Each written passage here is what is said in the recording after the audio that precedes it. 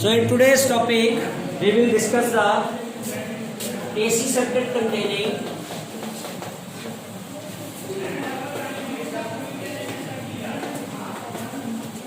series combination of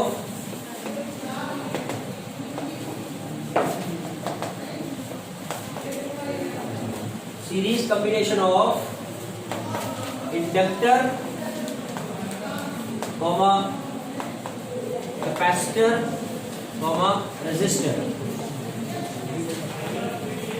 इसके लिए इसी हेडिंग को हम इस फॉर्म में भी लिख सकते हैं, LCR सीरीज सर्किट। ठीक है, हम तीनों की कॉम्बिनेशन को ले लेते हैं एक साथ ही, इंडक्टर, कैपेसिटर, रेजिस्टर का सीरीज सर्किट। ठीक है, तीनों को जब सीरीज में कॉम्बिनेशन देंगे तो इम्पीडेंस कैसे कैसे हमने फाइंड आउट करना है उसका, है ना, वो हम यहाँ पर डिटरमाइन करेंगे। So we have taken an inductor of inductance L, capacitor of capacitance C and a resistor of resistance R, and a source of alternating EMF E equals to E naught sin omega t, इसको provide किया इस series combination को। तो यहाँ पर हम क्या लिखते हैं, जो कल भी टॉपिक हमने प्रीवियसली किया, द वोल्टेज अक्रॉस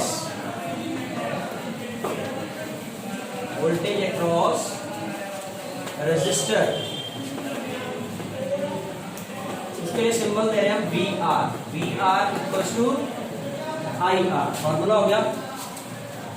ब्रैकेट में लिखेंगे इन फेज विद, किसके साथ फेज में है, विद करंट, है ना।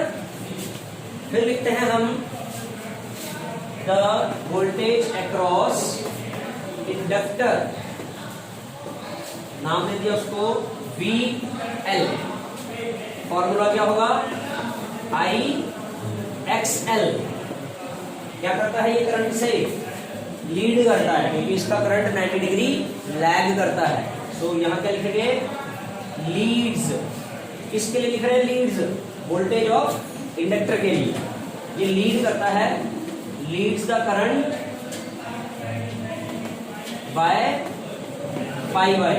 ठीक है, the voltage across capacitor VC, formula IXC, lags behind the current by ये लैग करता है। ठीक है, the situation of these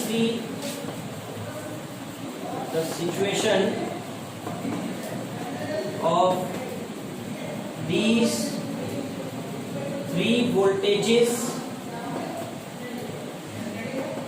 is represented in impedance triangle,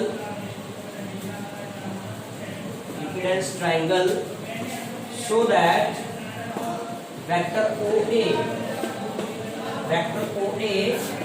R को रिप्रेजेंट कर रहा है VR, voltage of resistor, vector OB representing, दूसरे वाला कौन सा है ये VL, and vector OC will be representing the voltage of capacitor VC।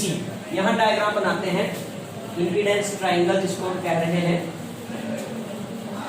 तो एक एक्स एक्सिस बनाया हमने, और एक्स एक्सिस के लॉन्ग करंट को डायरेक्शन दिया हुआ है, और यही डायरेक्शन वोल्टेज ऑफ रेजिस्टर का भी होगा।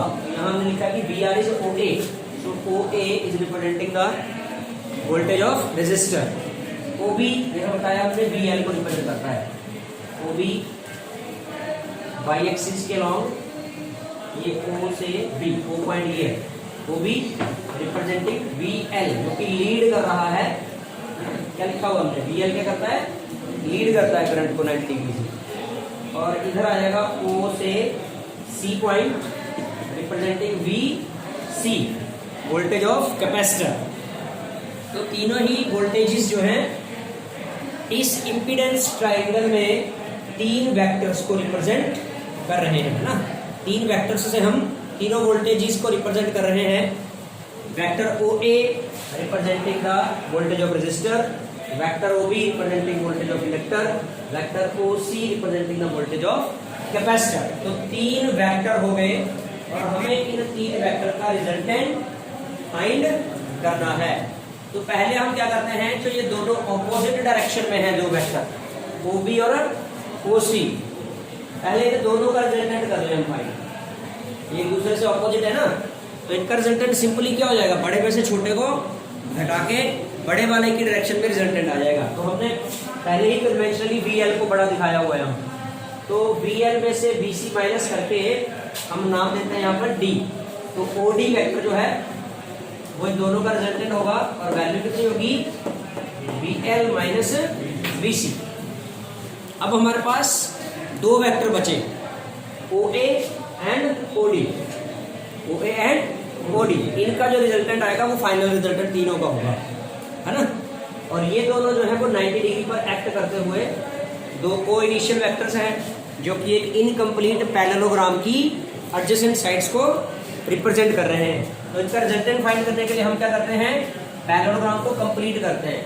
कैसे, OD से एक्स एक्सिस के पैरेलल और A से Y एक्सिस के पैरेलल लाइन ड्रॉ करेंगे। मान लो पॉइंट का नाम आ जाता है, कोई भी पर्टिकुलर नाम रख दो, ABCD तो हो ही गया। E आप EMF के लिए छोड़ोगे अभी, लेटर F पॉइंट नाम रख देते हैं, ठीक है। तो पैरेललोग्राम बन गई OAFD। The resultant will be OF, वो डायगोनल जो वहीं से स्टार्ट करता है जहां से दोनों वेक्टर्स स्टार्ट कर रहे हैं, जिनका रिजल्टेंट हमने फाइंड करना है। सो OF वेक्टर जो होगा, OF वेक्टर ये इनका रिजल्टेंट होगा, जिसकी वैल्यू कितनी आएगी, पैरेललोग्राम लॉ ऑफ वेक्टर्स अगर लगाएं तो वो क्या कहता है, A² + B² + 2AB cos theta. Theta यहाँ पर 90 डिग्री है और A² B² क्या है, एक VR है और एक है VL माइनस BC। तो VR² plus VL minus BC whole square, A² + B² + 2AB वाला फैक्टर हमने नहीं लिखा क्योंकि इसकी वैल्यू 0 हो जाएगी ना, cos 90 डिग्री आएगा तो उसकी वैल्यू 0 हो जाएगी। VR as we know, VR कितना होता है, VR इज IR स्क्वायर उसका, I² R² प्लस यहाँ भी VL की वैल्यू रख दें IXL माइनस IXC का होल स्क्वायर। और OF जो वेक्टर है इसको हम सभी वोल्टेजेस का जो रिजल्टेंट है वो टोटल EMF E है। ये सारे वोल्टेजेस का रिजल्टेंट आ रहा है ना, और सारे वोल्टेजेस का रिजल्टेंट क्या है, टोटल EMF E। तो E लिख देते हैं उसको, E equal to next step में I² इसका भी है और ये भी जब स्क्वायर ओपन होंगे तो इनके भी बाहर क्या आएगा, I² आएगा। दोनों का I² कॉमन स्क्वायर रूट से बाहर आएगा तो वो सिंगल पावर बन के आएगा I, और ब्रैकेट के अंदर रहेगा R² plus XL minus XC whole square, ठीक है, XL minus XC whole square. E upon I उधर चला गया और यही E अपॉन I क्या है, Z है, इम्पीडेंस है। Z equals to square root R² plus XL minus XC whole square, ठीक है। ये हमारे पास इम्पीडेंस का मैग्नीट्यूड आया, फॉर्मूला फॉर मैग्नीट्यूड। और जहां तक बात है डायरेक्शन की, और डायरेक्शन, क्योंकि जो ये डायरेक्शन रिजल्टेंट EMF का आया है, यही इसी डायरेक्शन पर कौन है, ये इम्पीडेंस भी है ना, ये इम्पीडेंस भी इसी डायरेक्शन पर है। सो हमने लेट किया, मान लो ये इम्पीडेंस फाई एंगल बनाती है, इसके साथ एक्स एक्सिस के साथ। Let the impedance makes an angle phi with X axis. तो डायरेक्शन फाइंड करने के लिए हम इसका tan फाई फाइंड करेंगे, tan फाई से स्लोप आ जाएगी ना उसकी।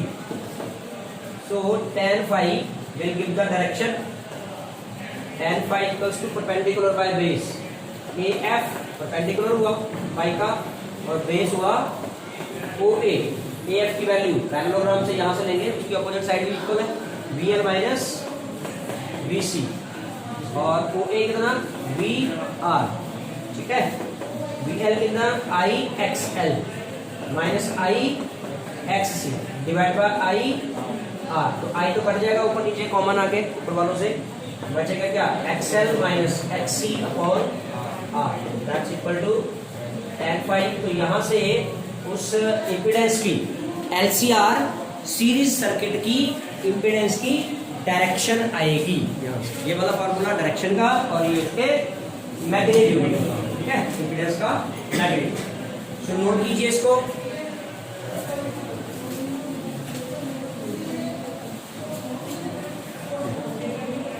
Now we are going to start the next topic, that is electrical resonance। सबसे पहले हम रिजोनेंस को अंडरस्टैंड करेंगे, रिजोनेंस होता क्या है। आपने 11th क्लास में भी ऑसिलेशंस एंड वेव्स का चैप्टर पढ़ा, 10th यूनिट में 2 चैप्टर थे, oscillations and waves. 10th A oscillation chapter के सबसे लास्ट में जो टॉपिक आए थे वो ये थे रिजोनेंस। रेजोनेंस क्या होता है? A system which is, so we are going to understand the electrical resonance. Electrical resonance क्या है? एक सिस्टम जो ऑसिलेट हो सकता है, ध्यान देना है, a system which is capable of oscillating, oscillate करने वाले सिस्टम की अपनी एक नेचुरल फ्रीक्वेंसी होगी जिस फ्रीक्वेंसी से वो ऑसिलेट करेगा। सपोज दैट झूले पर झूलता हुआ बच्चा है तो उस झूले की कुछ ना कुछ अपनी फ्रीक्वेंसी होगी। Not this system is driven by some external agency, उस ऑसिलेट करने वाले सिस्टम को एक एक्सटर्नल एजेंसी पुश कर रही है। कोई घर का ही उसका मेंबर है, मम्मी पापा और कोई बड़े भाई बहन, तो उसको क्या कर रहे हैं, उसको खिला रहे हैं, तो उसको उस स्विंग को पुश कर रहे हैं, तो वो एक्सटर्नल एजेंसी है जो उसको ड्राइव कर रही है। ऑसिलेट करने वाले सिस्टम को वो एक्सटर्नल एजेंसी ड्राइव कर रही है। एक फिक्स इंटरवल के बाद वो कुछ फोर्स लगाता है, जैसे स्विंग इधर आता है। अब दोनों ही सिचुएशन हो सकती है, एक तो फोर्स इस तरह से लगाना कि वो थोड़ा थोड़ा हर बार क्या हो जाए, रुकता जाए, है ना, और एक सिचुएशन ऐसी भी होगी जब पुश इस तरह से लगाना है कि एम्पलीट्यूड जो होगा ऑसिलेशन का वो थोड़ा थोड़ा बढ़ता जाए। अगर उस स्विंग को क्या करना है, फास्ट करना है, तेज करना है उसका, तो एम्पलीट्यूड बढ़ाने की सिचुएशन में एक्सटर्नल एजेंसी की फ्रीक्वेंसी और ऑसिलेट करने वाले सिस्टम की नेचुरल फ्रीक्वेंसी, 2 फ्रीक्वेंसी बताएं, एक्सटर्नल एजेंसी की फ्रीक्वेंसी और ऑसिलेट करने वाले सिस्टम की नेचुरल फ्रीक्वेंसी जब दोनों इक्वल हो जाएंगी, यानी कि उसकी टाइमिंग इस तरह से होगी, उस एग्जांपल में हम बात करें बच्चे वाली में, कि उसकी टाइमिंग को इस तरह से करेगा कि जैसे ही यहाँ आके एक अपने एक्सट्रीम पोजीशन पर आके जैसे ही बच्चा जाने वाला होगा उधर को झूला, तो तभी उसी समय वो पुश करेगा, है ना। तो ऐसा पुश करने से उसका एम्पलीट्यूड बढ़ेगा, हर बार थोड़ा थोड़ा एम्पलीट्यूड बढ़ता जाएगा, और एक सिचुएशन ऐसी आएगी जब वो ऑसिलेट करने वाला सिस्टम वो स्विंग मैक्सिमम एम्पलीट्यूड के साथ स्विंग करेगा। जब उसका एम्पलीट्यूड क्या हो जाएगा, मैक्सिमम हो जाएगा। At this situation the system is set to at resonance. जब वो मैक्सिमम एम्पलीट्यूड के साथ स्विंग करेगा, उसके लिए कंडीशन क्या रहेगी कि एक्सटर्नल एजेंसी की फ्रीक्वेंसी और ऑसिलेट करने वाले सिस्टम की नेचुरल फ्रीक्वेंसी दोनों ही क्या होंगी, इक्वल होंगी जब, है ना। तो सिचुएशन में क्या होगा, रेजोनेंस अकर करेगी। रेजोनेंस अकर करना मींस वो सिस्टम मैक्सिमम एम्पलीट्यूड के साथ स्विंग करेगा। अब इस चीज को यहां हमने एलसीआर सर्किट में कनेक्ट करना है। इस बात एलसीआर सर्किट एट रेजोनेंस कब होगा, जब एलसीआर सर्किट सीरीज में कनेक्ट होंगे, ये तीनों ही इंडक्टर, कैपेसिटर, रेजिस्टर, और जिस भी अल्टरनेटिंग करंट के सोर्स के साथ इनको अटैच किया जाएगा, ये उससे मैक्सिमम करंट एडमिट करेंगे। जो बात वहां पर हम मैक्सिमम एम्पलीट्यूड की कह रहे थे रेजोनेंस पर, तो ये सिस्टम रेजोनेंस पे तब होगा, ये connection LCR series circuit resonance पे तब होगा जब इस सर्किट की रेजिस्टेंस सबसे कम होगी और मैक्सिमम करंट को ये उस समय एडमिट करेगा। At that time the LCR series circuit will set to be at resonance, उस समय इसको रेजोनेंस पे कहा जाएगा।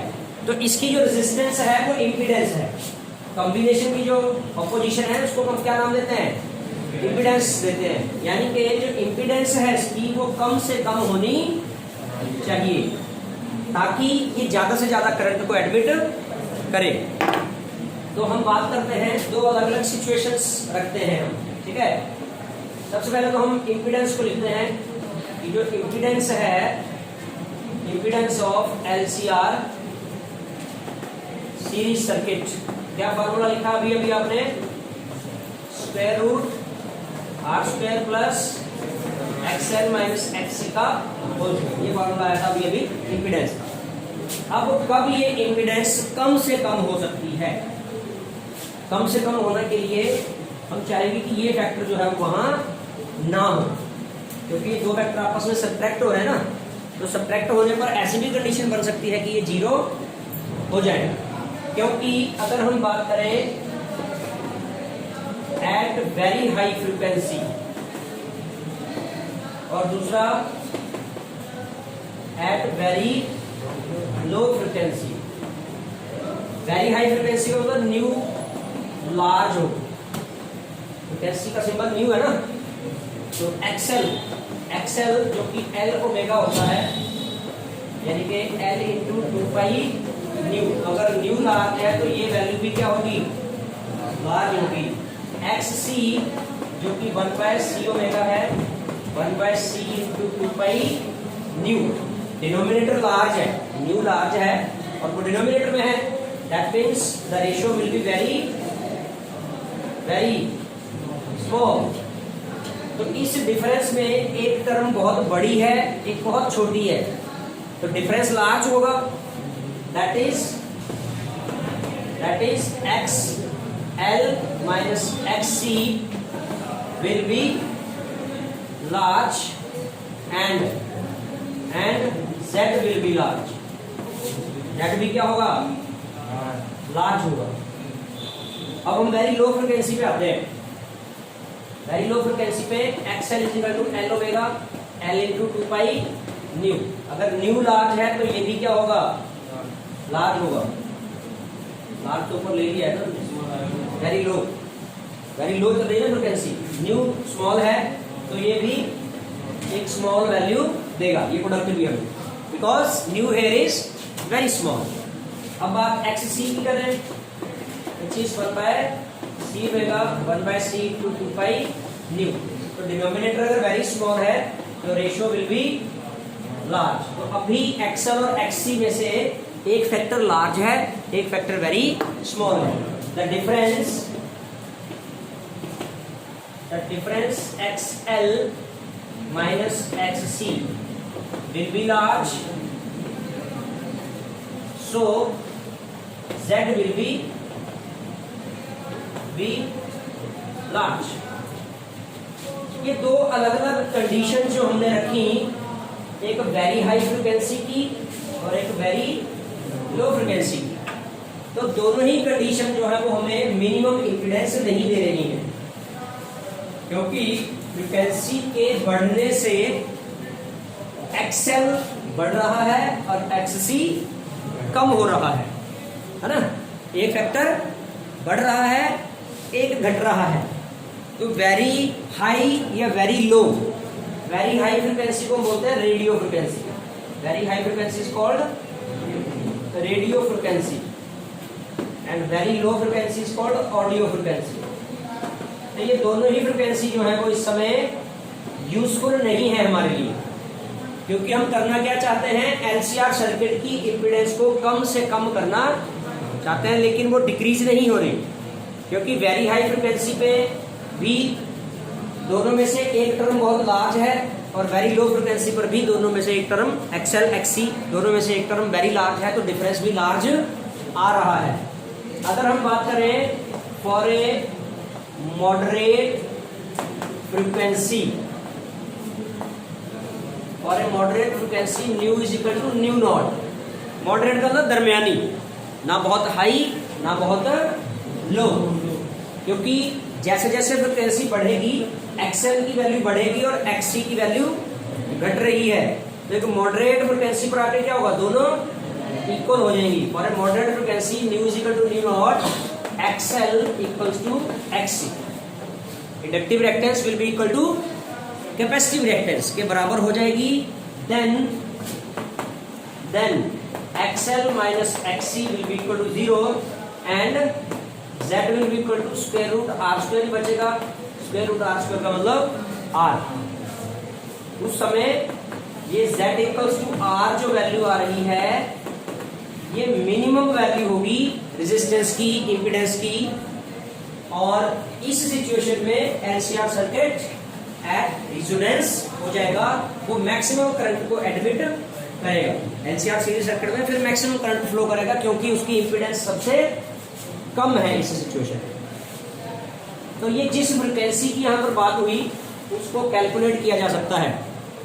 What could be the value of that frequency, that moderate frequency eight which the resonance occurs.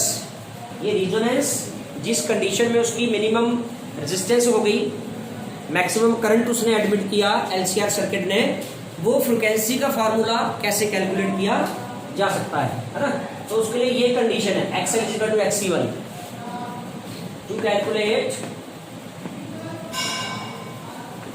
Calculate nu not XL equals to XC। XL क्या है, L omega.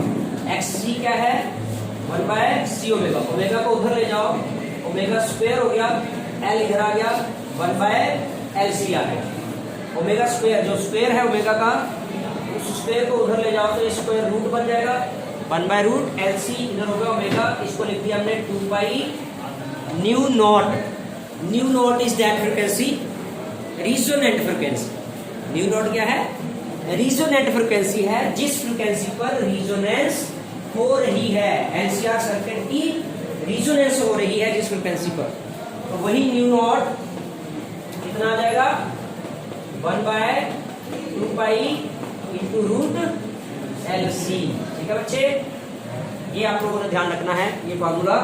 LCR series circuit जब resonance पे अकर करेगा तो resonance frequency क्या होगी, क्या उसकी इंपीडेंस होगी और क्या उसकी वो रिजोनेंट फ्रिक्वेंसी होगी और कैसे कैसे उसको कैलकुलेट करना है। So this is the LCR series circuit at resonance. Is that clear? The next topics we will continue in the next lectures.